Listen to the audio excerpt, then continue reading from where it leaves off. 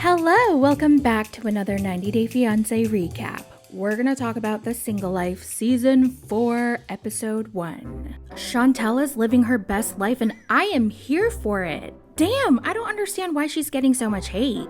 She was tied down for 10 years. She hasn't been single since she was 22. Let the girl hoe it up. I want a man who's super successful. I want them to be compassionate, value commitment, generous, and hung like a horse. I'm just saying, if I could have as much fun as she's having, then I want to get a divorce, and then I want to have a post-divorce party with a post-divorce squad. I'm not gonna lie though, I was very shocked when I heard Chantel was gonna be on The Single Life, because I assumed she'd think she was too good for the show, especially after getting her very own show.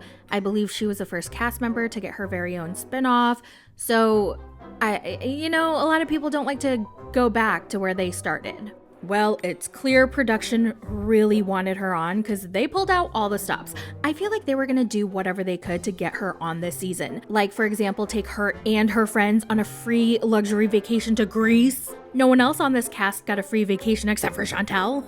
So now I understand how they got her on. I must say she does seem a little bit more laid back. She looks happier. She's expressing herself. She has more than one facial expression. So her and her squad get to Greece. And I love that they have this post-divorce merch. They have swag. They're wearing t-shirts that says, I called the lawyer and I never liked him. Hashtag post-divorce squad or post-divorce party. I don't know. I can't remember. But it was really funny. Chantel gets to her hotel room and then she calls her mom, Karen, and she's like, Mom, look at my shirt. And then Karen goes, divorced and looking for that D. You better not bring anyone else back here who needs a K1 visa. And I mean it. My God, Karen, this is something that you might not want to say on TV. Okay, you're literally acting out your name. So it's her first night out in Greece.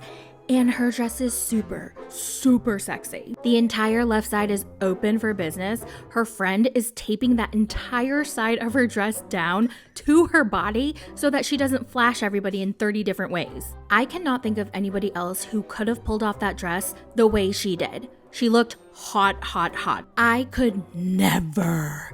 Not in my wildest dreams. Nope. There's no amount of tape or Gorilla Glue that can pull up my tits from my knees and my fupa up. Like, it's not happening. Chantel looked hot. So, the girlies are out. Her friends challenge her to get 5 phone numbers from 5 different guys. The first guy she approaches, his name is Adonis. He could not care less to talk to her. He barely makes any eye contact. He's not giving any type of energy.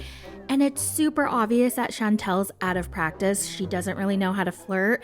And it's so painful to watch. It's so awkward. I don't know who was more awkward, Chantel or Tyray. I don't know. But she pulled through and she got his number and moved on to the next guy. Chantel. Adonis. Adonis. Yeah. Nice. Where are you from? I'm from Georgia, the United States. Far away, isn't it? Yeah, it's far away. Anyhow, so yeah, me and my friends were just here on a vacation, little girls trip. Excellent.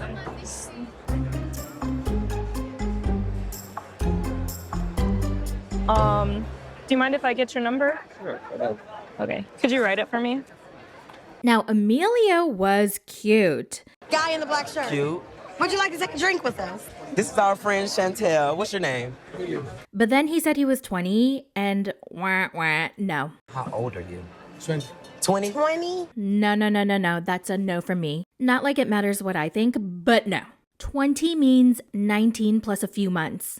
20 means I graduated from high school 2 years ago. It's not for me. And even Chantel was like, oh, that's really, really young. She was super hesitant. But then she was like, oh, why the hell not? When in Greece, am I right? And she was down for the ride. Quite literally. He took her on his bike. How about looking for ride? Yeah, let's Oh, For ride. All right. go, baby, go! That's what I want for you. Oh, I love it. He was prepared. So bad. Because we're just 20 years old, girls. Practicing. Okay, fine. Her friends are the best hype people ever, but I do think it made Emilio a little nervous, like maybe a little uncomfortable because they were a lot. When she came back from the bike ride, they were squealing and all of them were like, do you like her? Are you going to ask her out again? Would you take her for another ride? I also heard from someone that when a guy wants to approach a girl at a bar or wherever they are out in public, if the girl is with like a group of 2 or more girls, it's very intimidating and the guy doesn't want to do it. Whereas if she were with, well, obviously no one else, if she were alone or with just one other girl, he's way more likely to approach her. So maybe that's what happened here because he did look a little overwhelmed and a little uncomfortable at times with that divorce squad. After the bike ride, Chantel gets off and she gives him a wet, sexy kiss. I mean, she goes in for the kill. She goes in tongue first. The guy's like, woo, okay, I'm going to wait for your call. And she goes, yeah, you will. I went for the call. Let's go. And then she walks away with her divorce squad and they go to the bar and they have some more drinks. And then like 5 minutes later, she has a meltdown. She's crying. She's like, oh my God, the same thing happened with Pedro. He did this, he did that. I don't want to repeat the same mistakes again. And she's crying. And I was like, oh girl, you are not ready. You have not moved on. You need time to process this divorce, mourn, and then you'll be able to bury that shit. I'm excited for the next episode because, well, more specifically, I'm excited to see the guy she was in the ocean with because he looked fine. Natalie's back, our single life princess. This is her 4th season. People are not too happy about her being back, which boggles my mind. I love Natalie. There's no one like her. She's on another level. She's on another tier. She's the creme de la creme of the single life. She is so unapologetically her crazy self, and I love that about her. So she goes to the airport to pick up someone special. That's literally her energy the whole time. She's like, and I was thinking, oh God, I hope it's not some rando she met on Hinge. But no, it's her mom. Yeah, her mom made it to America. I was so happy for her because we all know how much Natalie loves her mom and how close they are. And we find out that Natalie is taking her mom and moving to Los Angeles. I think Hollywood should scare me. They should shake. Natalie's coming. Oh, Natalie's coming. Natalie, be at home. Close. Sorry. So when I first heard Natalie was moving to LA with her mom, I was a little worried. No, I was very worried because she doesn't know anybody in LA except for Josh. So that means she is completely relying on him for a life in LA. According to her, Josh promised her that he would spend a week with her to help her find an apartment, to help her settle in, and to hook her up with a job. She is completely trusting Josh to help her settle in. So as soon as Natalie and her mom land in LAX, she gets a text from Josh saying, oops, sorry, can't pick you up. So strike one. That's pretty shitty. I felt super bad for Natalie because her mom was with her and now they don't have a ride from the airport to the hotel they're going at. Also, Natalie's mom was not impressed because Michael would never. He would have been there early with flowers for each person. Now, since Natalie doesn't have a place yet, because remember Josh is supposed to help her find an apartment that week, she books a few nights at like a small Motel 6 looking place. Her mom's like, ooh, do we have to stay here? And she's like, yeah, this is all I can afford. And she's like, you're paying for this or is Josh paying for this? And Natalie goes, I'm paying for this. And now she really misses Michael even more now because Michael would take care of everything. Michael would have found a nicer hotel and would have taken care of the bill. So whoever this Josh is sucks. So later that night, Natalie and Josh have a date. He's going to pick her up. Tonight, Josh finally coming to our hotel to pick me up for our first LA date. So she's super excited. She's doing her hair. She's doing her makeup. Ooh. And then he finally comes to pick her up. Sans flowers, by the way. And she's so freaking happy. This girl, I mean, I have never seen this girl look at Michael the way she looks at Josh. She is completely dickmatized. He takes her roller skating and oh my God, I never heard a bitch scream so much trying to roller skate. Josh, no! Oh my God, no, I don't want to fall, please. Girl, you have 4 freaking wheels on each foot. You're gonna be fine. She said that ice skating is better for her. How?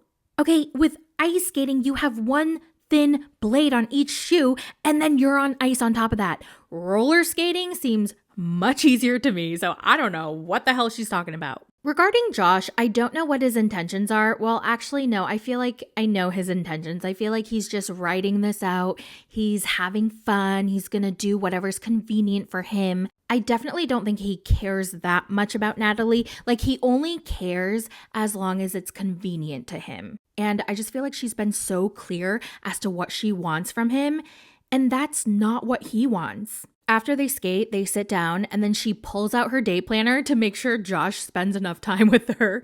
Because remember, he promised her a week. So she's like, all right, Josh, let's plan. And he says, okay, tomorrow we're going to look at apartments and then maybe some sexy time. Wink, wink. And she goes, oh, okay, maybe. Like, she's so excited. Girl, calm down. Sexy time.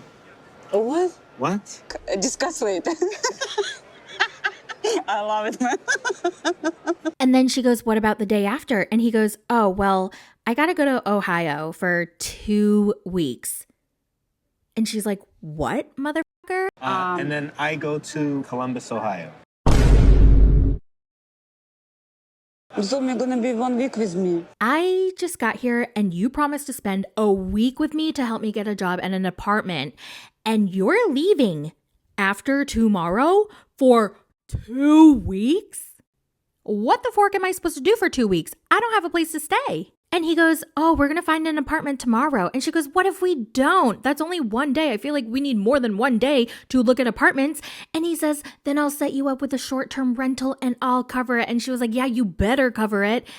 And silence. Awkward silence. There's a lot of tension. She's pissed. And honestly, I'm on her side. Do I think she should have had all her ducks in a row before she flew out to LA? Yeah. Like, I personally could never move to a brand new city without having like an apartment contract signed, you know, set in stone for me to stay at. But she did put her trust in Josh. You know, Josh has his connections and he said that he would take care of it.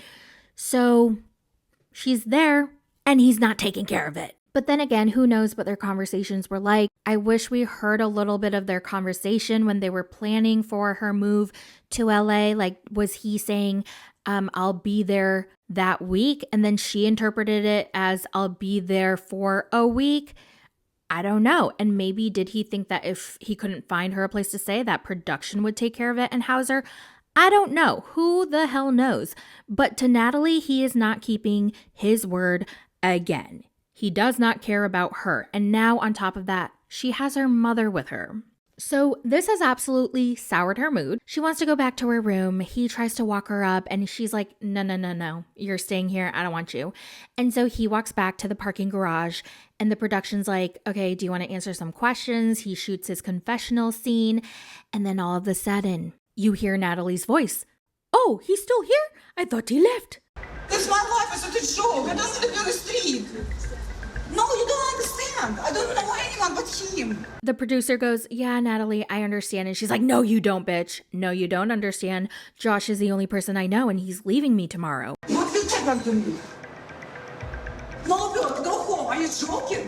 What I'm doing in LA? Because I don't have a place to live. I sold my car. I have my mom. I don't have a Bert. And listen, I know she's cuckoo for Cocoa Puffs, but I would be stressed if I were in her position too. She doesn't know anybody else. She's with her mom. She has nowhere to stay. She can't keep paying for the hotel. So yeah, I get her frustration. Anyway, she's freaking out. She's yelling at Josh. They're arguing. She's pissed. She storms off. And then he's pissed and he storms off. And a producer asks Josh to stay to answer a few more questions. And he's like, nope, I'm done. I'm leaving. And then he goes. Like I said, I don't think Josh is a bad guy, but he's definitely like being an F-boy. He's just there for the ride, doing whatever's convenient for him, doing whatever he wants whenever he wants. Dude, listen, at this point, I feel like he's shown her enough. He's said enough. And if Natalie can't see this for what it is and she can't move the F on, then it's really on her. Like, use your eyes. I said if somebody would come from another country to a state, I would at least worried about where this person gonna stay. Like, I don't have a place to live and he's leaving after tomorrow. What will I do? No. No, no. Sorry, good night. No. Next, we have Tyree, our favorite cuddly teddy bear. Now, he's in the gym. He's working out for his future Hillary Clinton. Who's your dream woman? Hillary Clinton. I mean, of all the women he could have named, he said Hillary Clinton. I mean, I don't know. He reminds us that he's a 33-year-old virgin, and actually, he hasn't even had a first kiss yet. Now, if you haven't watched his season, Tyree is genuinely nice. He's sweet. And is he gullible and naive? Yeah, very much so. And honestly, I did roast him a bit when I covered his season because there were way too many red flags just waving in front of his face that he ignored. So I got a little frustrated and I did roast him a little, but genuinely from the bottom of my heart, I wish him well and I want him to find happiness. So he meets his friend Javon, who's a girl that he's been friends with for a long time and they're only platonic, and he wants to get some dating advice from her. Now, I just need to point out the flowers that he chose because it's very important. This is the first time I've seen a guy on the show pick out some decent flowers. He got flowers for his friend, and they were beautiful. It wasn't some random ugly bouquet of carnations. This bouquet was so pretty. He had roses, lilies, and hydrangeas. And the roses were like a pale yellow with a pink tint. It was gorgeous. He gets major points from me for the flowers. He meets his friend, he asks her for some dating advice, and they role play. She's like, okay, compliment me, pretend I'm a girl that you're interested in. And he goes, oh, you have really nice shoes. No. Remember Chantel when she went out on that blind date and he said, damn, your shoes are sick. No. And then he goes, okay, I think you're really beautiful. And it was so cute. I love Tyree. I really do. Can we just run it back just a little bit? All right, let me see. You're very beautiful. Hi. Oh. My name is. Hi. Oh, man. All right. He talks about how he met a woman at his cousin's grandma's funeral and he was really attracted to her. He found her really funny. And that same cousin is having a birthday party and that girl, Tiffany, is going to be there. So his goal is to go and be smooth and to ask her out on a date. He's at the party, he eyes her and he's like, oh my God, I'm so nervous. How am I going to say hi? How am I going to ask her out? And so he tries to, it was so funny. It was cute because he tried his best. So he goes in casually trying to say hi to his cousins and his family members. And then there's Tiffany. And then he's like, oh, hey, Tiffany. Well, yeah, good to see you. It was really awkward, but really cute. And I have a feeling she knew what was about to happen. Like she knew that he had a crush on her because she was laughing a lot. She was laughing and it was like she was expecting it and laughing because it wasn't happening or she knew it was going to happen. I don't know if anybody else got that feeling. Oh, what's up? How you doing, Tiffany? All right, how you doing? Wow, food looks good. I'm gonna spill a fry. Oh, still a fry. Yeah. Okay. Ultimately, he couldn't ask her out, so he goes off, and then she approaches him, or actually, maybe he goes back. I don't remember. It's not important. But anyway, they end up talking, and she's flirting with him super hard. So basically, she asked herself out for him. Yeah, ultimately, he did ask her out. They did decide to go on a date, and I'm so excited for him. I really hope it's not a dumpster fire disaster, but even if it is, I think it's going to be just a learning lesson for him. You want to hang out sometime? Yes. All right. Like a date or a date? A date. Or just like a hangout? A date. All right. I absolutely loved how in her confessional, she was talking about how she loves big guys because they're so cuddly, they're so nice to hug, and they love to eat. Because girl, I feel the same way. I cannot be with a guy who's a picky eater, who can't eat, who eats a little bit. Like I need a guy who can feast. I'm thinking because she knows he's been single, he hasn't had a real girlfriend or a relationship, that she's going to be super patient with him and just kind of teach him a thing or two or three or four. Last but not least, we have Miss Debbie and Oshama. Remember Debbie and Oshama? Yes, we have her. She's back. A lot of people are happy about Miss Debbie being back. I feel like she saw the other Debbie, like Colt Debbie, and she saw how she found love and she's still with that man today. She's in Canada living with him happily ever after. She wants that too. So she's on the show. She wants to open up an art studio with alpacas. And she talks about how gentle creatures they are and we can learn from them and build trust and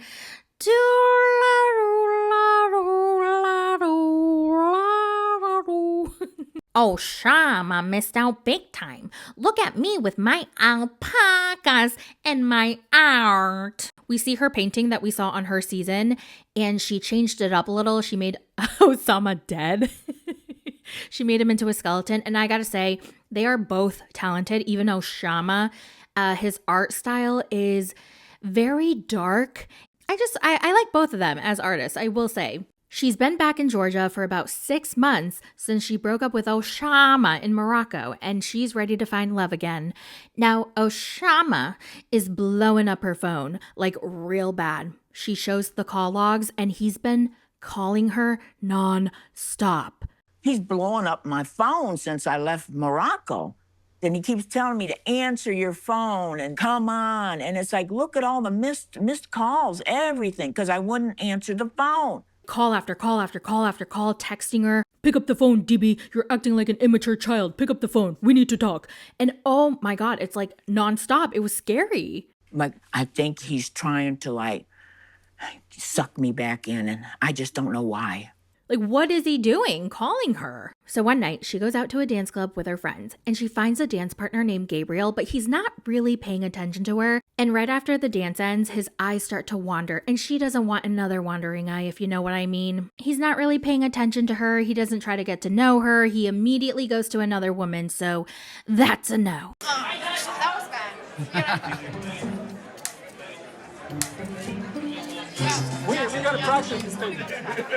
Once you're looking at another chick, you just wrote yourself off in my book. And that's pretty much the recap for The Single Life Season 4, Episode 1. I cannot wait for the next episode because we have Veronica and Jamal. Now, I roasted the shit out of Jamal. I'm sorry. I don't even remember why, honestly. Like, I talk so much shit and then I forget. Like, remember, you guys, I'm only commenting on what is being shown on the TV show, like understanding that it's highly edited. So don't take everything so seriously, okay? Anyway, I don't remember why I hated Jamal so much, but maybe he'll remind me. And I'm super excited to see Spackles. Am I excited for Patrick and, oh God, I forgot her name. No, I'm not. I really hope we don't get too much of them. I just want to know Spackles and his dating life. And I'm really excited for Veronica and Jamal and where that story goes. I love Veronica. I don't care what anybody says. Veronica is like the type of girl that I would be friends with in real life. I love her. She can do no wrong. So anyway, that's it for the recap. Let me know all your thoughts in the comments. Now, quickly before I go, I wanted to mention the little chit chat podcast episode that I did with my friend Boba Belly. A lot of people didn't like it. First of all, I forgot that a lot of people don't watch the show. So when we were talking about it, we were talking as if everybody already watched the episode. And I feel like that's what we're going to continue to do. So basically, I'm going to do a recap on my own for The Single Life. And then afterwards, we're going to include our discussion, and you guys, can click out of the video if you don't want to hear it. Hope that makes sense. So everybody gets what they want. The people who love the recaps will get the recap. And then the people who enjoyed our conversation will get the conversation afterwards. So I hope everybody's happy. And that's all I have to say. I hope everybody had a wonderful new year. And I will talk to you guys in my next video. Bye!